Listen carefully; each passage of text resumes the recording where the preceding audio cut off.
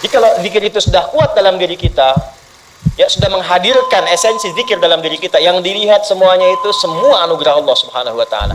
Jadi saat dia gembira itu dia bersyukur, dan saat dia sedang mengalami duka dia bersabar. Semua sama sebagai ibadah. Semakin kenal, semakin dekat, semakin mudah. Kadang belum minta sudah diberi. Ada yang orang belum berucap, Allah sudah berikan. Sehingga ketika menghadapi masalah yang sama, ringan, bukan gak punya masalah, akan dihadapi, diringankan oleh Allah. Masalah yang sama, ini sampai ribut, adu argumentasi. Orang ini cuma senyum selesai. Kenalkan kepada Allah, nanti biarkan janji yang disampaikan oleh lisan Rasulullah itu terjadi. Pengen level tertinggi itu butuh perjuangan. Latihan dulu, kan? Menguras fisik, energi, tenaga, biaya, hasilnya indah. Tapi ada jalan cepat untuk mendapatkan itu. Nih aksesnya, bangun kepada Allah.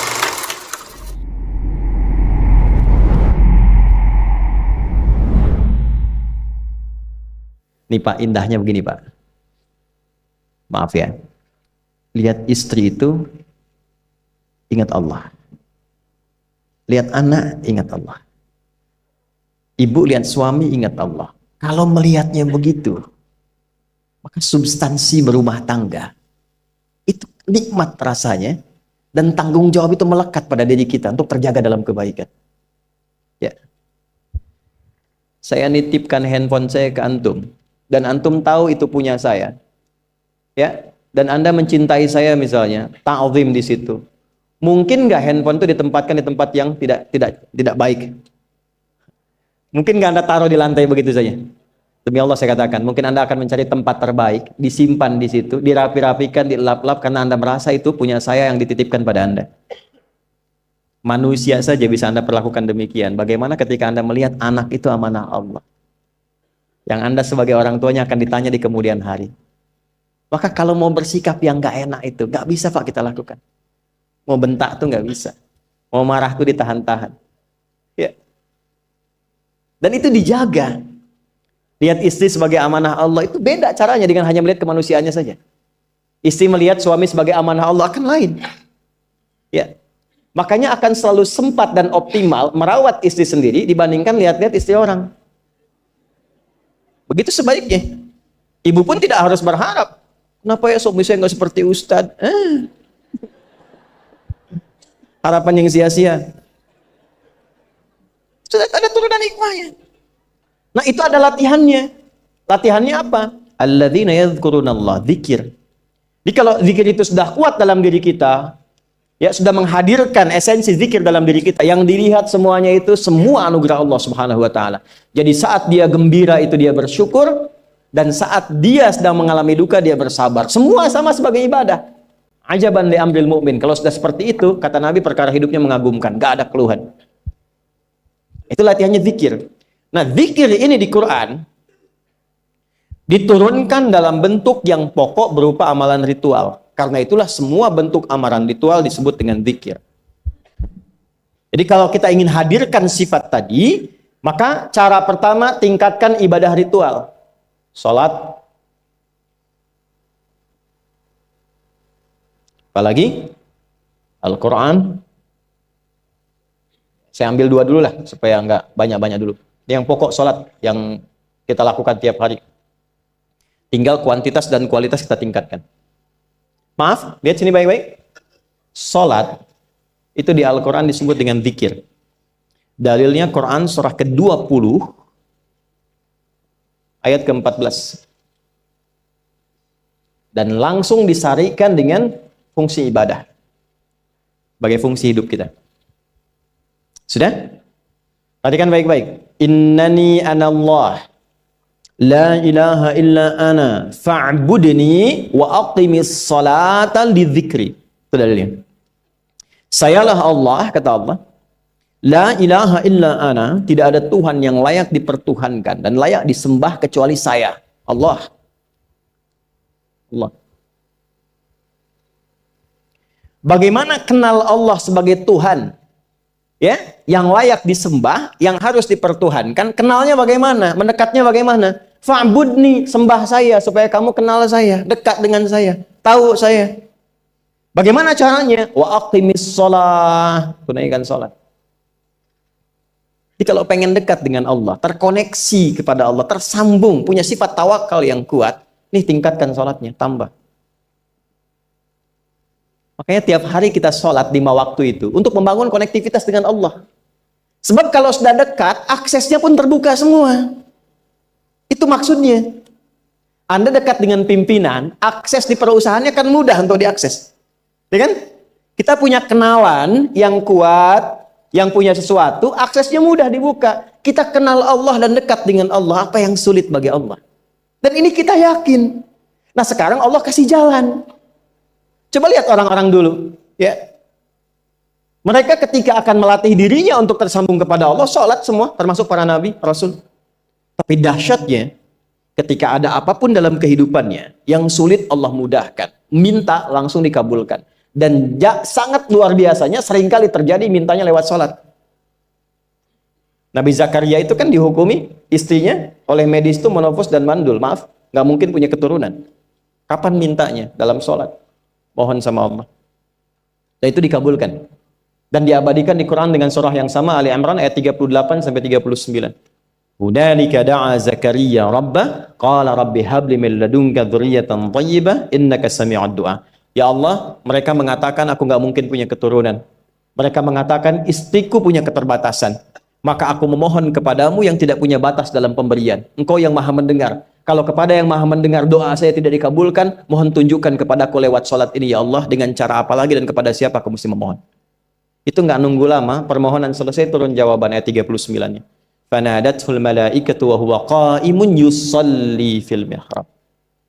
Turun malaikat mengabarkan engkau dapat kabar gembira akan punya anak, langsung namanya dikasih Allah Yahya. Annallaha yubasyiruka bi Yahya. Artinya hidup yang mustahil menurut manusia, lahir dari rahim seorang perempuan, maaf, yang divonis monopause dan mandul, bayi yang hidup, kata Allah nggak ada yang mustahil, lahir dan terjadi itu. Yahya, John, lahirlah. Kapan terjadinya? Saat sholat. Karena itu saat dipanggil sholat, itu isinya tuh kan doa semua.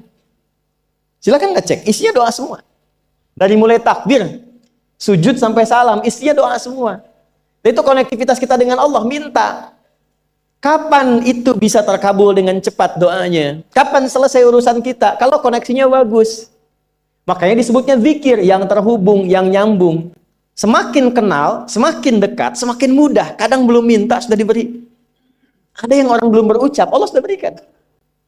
Sehingga ketika menghadapi masalah yang sama, ringan, bukan nggak punya masalah, akan dihadapi, diringankan oleh Allah. Masalah yang sama, ini sampai ribut, adu argumentasi. Orang ini cuma senyum selesai. Betapa banyak masalah kecil, diargumentasikan jadi besar. Akhirnya problem. Tapi tidak sedikit masalah besar, dihempaskan di atas sajadah. Ketika koneksinya dengan Allah itu kuat, tiba-tiba hilang seketika, selesai. Makanya Nabi Yakub, kalau punya masalah, yang beliau lakukan apa? Dia bentangkan sajadahnya, dia sholat, dia mohon kepada Allah. Itu dilestarikan di Quran surah ke-12 Yusuf ayat ke-86. Aku tuh kalau sedang punya masalah apapun, ya aku bangun konektivitas dengan Allah. Innama ashku bathi wa huzni ilallah. Saya curhatnya cuma sama Allah. Ini Pak, ini bagian pertama. Nah, jadi kalau ingin semakin kuat, sampai ada masalah diringankan, mau kerja dibukakan pintunya, itu ada jenisnya. Yang pokok ada 5 waktu, 17 rakaat. Yang detil itu ada pada sunnahnya. Dan itu hebatnya dalam Islam. Dijelaskan caranya, disebutkan tujuannya, dan diterangkan hikmahnya. Contoh. Kita sekarang jam berapa? Jam 9.20. Di waktu saat ini ada waktu sholat disebut dengan sholat duha. Duha itu dibagi 3. Ada awal duha, penguat zikir, pengganti seluruh bagian zikir di tubuh kita, yang disebut dengan syuruk. Itu kurang lebih jaraknya 1 jam setelah subuh. Jadi kalau tadi 4.45, ya 5.45 menjelang jam 6 itu masuk syuruk. Setelah itu masuk ke jam 8 sampai ke kurang jam 10 itu pertengahan duha. Pertengahan duha. Apa fungsinya? Di antaranya mempermudah rizki. Di antaranya. Bilangannya berapa? 2 sampai 4 rakaat bisa dikerjakan. Ya, dan harapannya apa? Bukan pada rizkinya. Ya, jadi jangan sampai motifnya cuma sekedar ke duniawi, kurang tepat. Kenalkan kepada Allah, nanti biarkan janji yang disampaikan oleh lisan Rasulullah itu terjadi. Ya, Jangan pada rizkinya, ini terbatas, cuman sampai situ. Tapi kalau kita minta sama Allah, dikasih jalannya tuh dari sisi yang tidak kita duga. Anda berhitung, Allah kasih hitungan. Anda tak berhitung, Allah kasih apa yang tidak pernah Anda hitung sebelumnya. Itu poinnya. Maka lakukan sholat dekati, itu yang disebut sholat duha. 2 rakaat, tambah lagi 2, untuk kenal Allah. Kalau sudah merasakan dekat, sudah nyaman, sudah enak, muncullah kemudian kesan dalam hati. Terserah Allah mau kasih berapa. Yang penting sudah enak, sudah damai. Di titik itulah kemudian Allah limpahkan dari apa yang nggak pernah kita duga sebelumnya. Tiba-tiba keluar, kok ada telepon, dapat proyek, dapat macam-macam. Tapi tujuan sholatnya bukan untuk proyeknya. Buat kenal Allah, ulul albab ini. Kalau cuma pengen lancar, baru serabutnya. Kalau cuma pengen lulus proyek, itu baru daging luarnya. Ulul albab itu kenal Allahnya, sehingga dia tahu akses intinya tuh itu. Itu poinnya. Dan gak mahal. Emang kalau sholat duha di Anur bayar, Pak? Pakai biaya. Baiknya luar biasa. Sudah? Satu. Kalau mau lagi misalnya, ini yang paling dahsyat nih. Dibimbing kita sampai ke posisi terbaik di apapun itu. Jadi ayah terbaik, ibu terbaik. Ya, jadi karyawan strategis, di militer terbaik. Terbaik tuh gini. Di tempat terbaik yang memuliakan tuh makom namanya. Makanya kuburan sering disebut makam kan? Ya kan? Maksudnya apa? Maksudnya Anda selama hidup berkaryalah yang baik, ibadah yang benar, sehingga Anda wafat pun terhormat. Ya, kata makom itu pertama kali di Al-Baqarah ayat 125, makom Ibrahim. Ya. Ketika Allah sampaikan dalam Al-Qur'an, didapatkan di situ maqam Ibrahim, wa idz ja'alna al-baita mathabatan lin-nasi wa amna wattakhidhu min maqami Ibrahim. Makanya kalau kita tawaf itu dari mulai Hajar Aswad kan sampingnya dekat sekitar 5 meter ada maqam Ibrahim kan? Itu tapak kaki pertama beliau meninggikan pondasi Ka'bah dan di situ diabadikan kemuliaannya sampai beliau wafat. Dikenal sampai sekarang. Ya, setelah sekian abad. Jadi kalau kita ingin terhormat dan masih dikenang sampai kapanpun itu maqam namanya. Tapi ada cara yang lebih hebat. Anda di posisi itu, lawan pun mengakui memang Anda yang pantas ada di situ. Itu namanya maqam mahmuda. Maqam mahmuda. Siapa yang bikin urutan 100 tokoh paling berpengaruh di dunia? Siapa? Saya tanya, yang nulis siapa namanya? 100.000? 200.000? Dia mencari langsung di Google tuh. Lambat mas, waktu habis. Michael Chart. Dia yang nulis. Maaf ya. Urutan pertamanya siapa? Muhammad SAW. Yang nulis itu muslim atau bukan? Kok bisa tergerak hatinya untuk menempatkan seorang nabi muslim di tempat pertama? Saya tanya begini. Kenal Abu Jahal nggak? Ya Allah. Makin siang nih nggak fokus nih. Saya kira cuma di Bengkali saja yang kenal Abu Jahal, sini kenal juga. Baik, Abu Jahal itu, apakah orang ini tidak kenal Nabi? Kenal. Orang ini tahu, kalau saya sebut orang ini berarti kurang bagus ya. Kalau saya sebut beliau berarti baik ya. Abu Bakar saya sebut beliau, Abu Jahal orang ini. Maksudnya Abu Jahal. Apakah orang ini tidak tahu kalau Nabi itu mulia? Nabi unggul. Nabi hebat kan? Jadi mengakui sebetulnya Nabi unggul. Dan gulat dengan Nabi itu dalam olahraga kalah. Dia tahu Nabi itu kuat. Ya. Di dalam cinta juga tahu Nabi paling unggul. Abu Jahal melamar Sayyidah Khadijah ditolak, Nabi nggak lamar, Sayyidah Khadijah minta dilamarin. Ya. Dari sejak itulah dia nggak mau tahu semua yang dari Nabi, pokoknya semua harus jelek. Walaupun dia tahu itu baik. Nggak kenal, sampai nggak menanamkan pada dirinya nggak ingin kenal kebaikan Nabi. Nggak ingin kenal pada sesuatu, itu jahlun namanya. Jadi kalau ada mbahnya yang paling bodoh, yang nggak pengen tahu, itu Abu Jahal namanya. Maka sejak saat itu orang ini disebut dengan Abu Jahal. Tapi Abu Jahal pun itu meyakini kebenaran, kekuatan Nabi, cuman karena iri saja. Gitu. Tapi dia nggak bisa nolak. Menilai seseorang di tempat terbaik yang kita nggak bisa nolak dan mengakui memang dia orang yang terbaik, itu namanya maqam mahmuda. Tahukah Anda, jalan untuk mencapai makom mahmudah itu nggak akan mungkin kita dapatkan kecuali mendekati yang punya semua makom, yaitu Allah Subhanahu wa Ta'ala. Dan jalannya lewat sholat. Itu lewat sholat. Tapi karena ini levelnya istimewa, tingkat tertinggi, ya prajurit pengen jadi komandan terhebat yang diakui, nggak ada orang nyoal. Di kepolisian pengen jadi pimpinan yang baik dan semua mengakui sehingga nggak ada yang nyoal. Di perusahaan pengen jadi pimpinan yang ideal, ya semua mengakui, nggak ada yang nolak. Itu makom mahmudah. Jalannya apa? Ternyata nggak pakai uang, nggak pakai koneksi-koneksi yang tidak jelas. Koneksinya dibangun dengan Allah sehingga Allah melembutkan hati semua orang itu untuk menetapkan dia yang terbaik. Salat. Karena levelnya tinggi, dinaikkan dari sekedar salat fardu. Ditempatkan di waktu yang tidak biasa. Butuh pengorbanan, butuh perjuangan. Namanya tahajud. Turunlah Quran surah ke-17 ayat 79 sampai 81 itu. Quran surah 17 ayat 79 sampai 81. Ini poinnya. Wa minal laili fatahajjad bihi nafilatan laka asa ayyab'athaka rabbuka maqaman. Ini kan terjadi keanehan kan, ironinya. Anda pengen sukses, pengen tertinggi, Anda tahu Allah penentunya, Anda tahu Allah yang punya rizki, Allah punya kekuasaan, tapi Anda nggak mendekati Allah. Terus yang dipakai cara-cara salah, kenapa harus korupsi? Kenapa harus nyogok? Kalau SK-nya nggak Allah tetapkan, nggak akan turun juga. Dan sudah hukum, kalau ayah berbuat maksiat, itu anak istri pasti kena. Itu udah hukum. Makanya saya mohon ya para ayah itu kalau mencari nafkah, cari yang benar. Kasihan anak Anda yang di SD.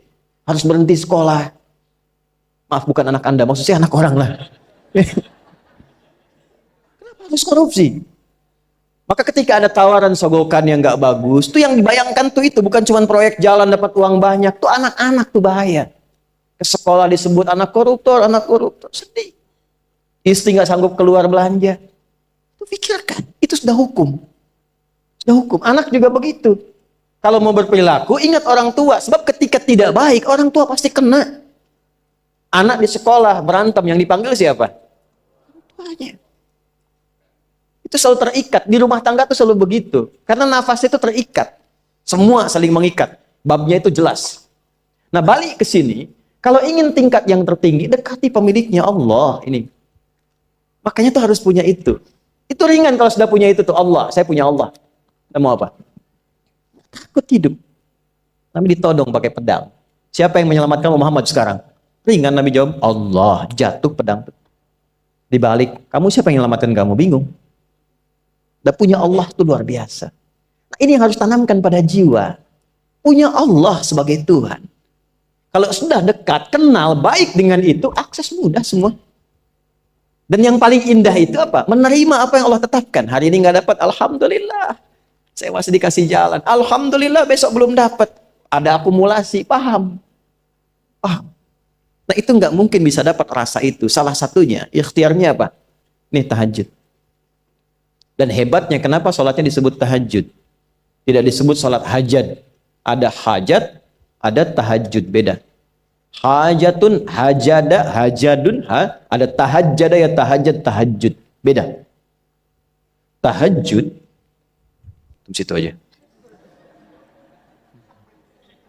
Ini sengaja nggak saya hapus nih. Mana staf saya? Oh, foto nih ya. Saya hafal insya Allah. Tahajud. Asalnya dari kata hajada, begini, ha, jim, dal. Ditambah ta di depannya, lalu ada tasydid sebelum akhirnya. Nih. Ini akarnya 3 huruf, ha, jim, dal. Hajada itu asalnya bangun dari tidur malam. Tidur dulu, lalu bangun setelah itu. Itu hajada. Pelan-pelan. Paham sampai sini? Kita teruskan. Kalau kita ingin berusaha untuk bangun, mengoptimalkan diri untuk bangun, maka tambahkan tak di depannya. berusaha untuk mendapatkan atau mencapai sesuatu. Kalau yang kita akan lakukan itu tidak mudah, nggak gampang bangunnya, sehingga butuh rencana, butuh persiapan, ya kan? Maka tambahkan tasydid sebelum huruf akhirnya. Dari kata syiddah, apa yang mau dikerjakan ini nggak mudah. Memang pengen bangun itu jam 3. Tapi kan nggak tiba-tiba ujuk-ujuk bangun jam 3, belum tentu. Ya kan? Kita harus rencanakan dulu supaya bisa bangun, saat bangun itu siap, bukan cuma bangun.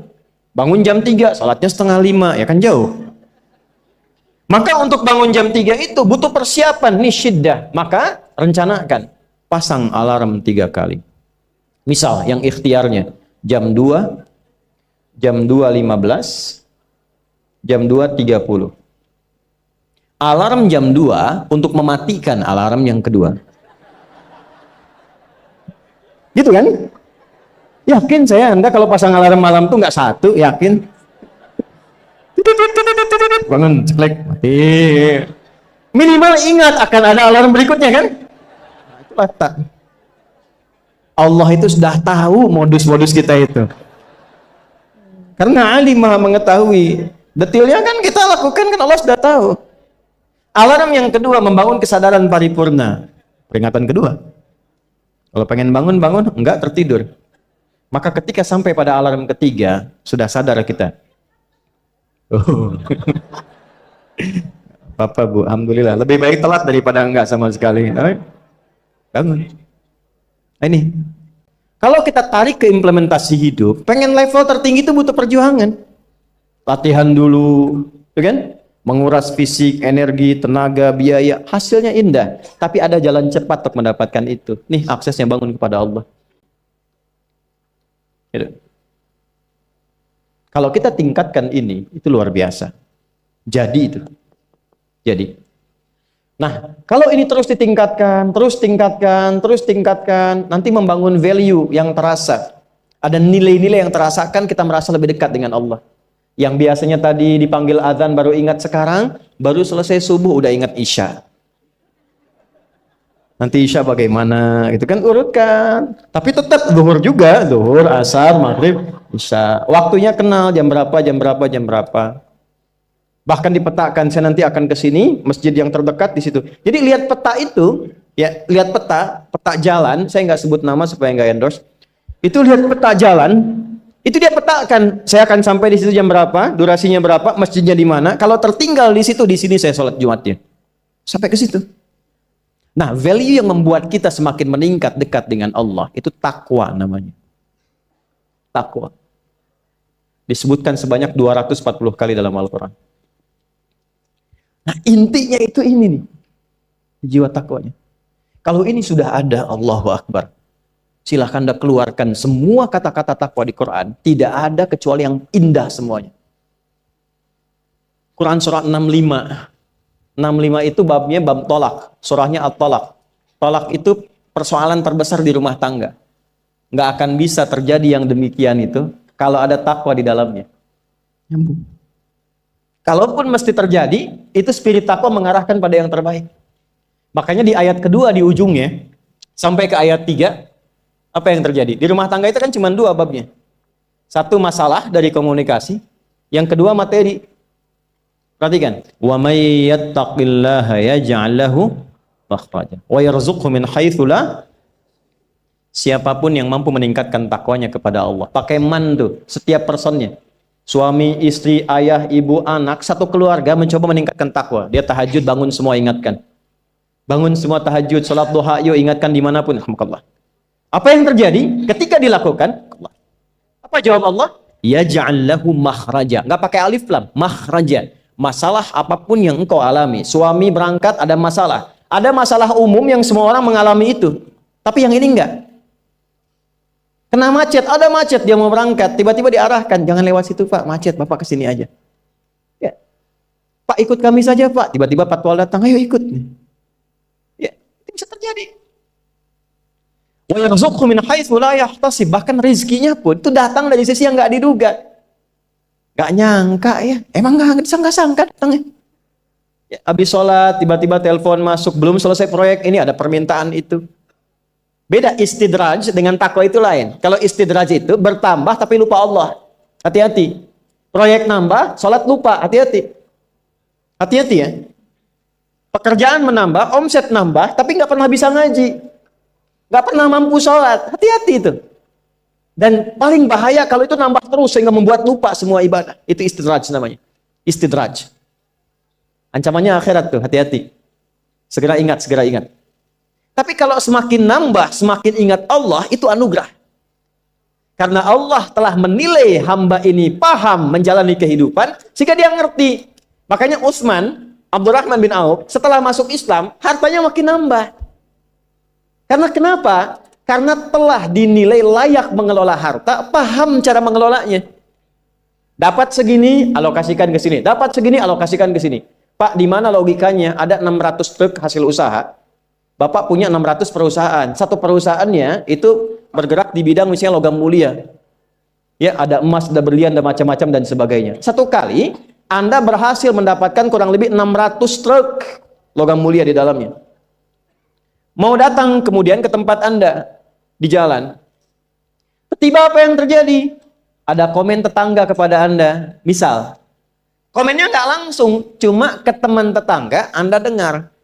Waduh, Pak Asep hisabnya luar biasa kayaknya ya. Hisabnya, bukan berliannya. Hisabnya luar biasa, terus nyampe di telinga Anda. Kira-kira ketika mendengar itu respon Anda apa? 100.000? Bingung kan? Bingung. Lihat Abdurrahman bin Auf, jazakallahu khair. Datang 600 kafilah pakai unta. Isinya semua emas, berlian, perak, macam-macam. Heboh Madinah, bum bum bum bum bum bum bum. Tiba-tiba Sayyidah Aisyah komen radhiyallahu taala anha. Beliau kan yang terdekat dengan Nabi, satu istri Nabi SAW. Jadi kalau sudah ring satu Nabi, ada yang komen, kita tuh cuma 3 sikapnya. Like, share, and subscribe. Gak usah ikut komen lagi. Sukai, share, subscribe. Ikuti jalannya. Apa komennya? Secara singkat, kama qalat. Aku pernah mendengar Nabi SAW mengatakan, Abdurrahman bin Auf itu agak lambat hisabnya. Ya, selamat-lambatnya cepat juga dibanding kita kan? Ya? Maksudnya apa? Ingin menggambarkan betapa banyak kekayaannya. Scan, checklist, semua. Ketika mendengar komen itu, apa kata Abdurrahman bin Auf? Saya jadikan semua yang baru datang itu saya sedekahkan semua untuk orang Madinah. Supaya mempercepat hisabnya itu. Saya sedekahkan semua. Bisa nggak begitu?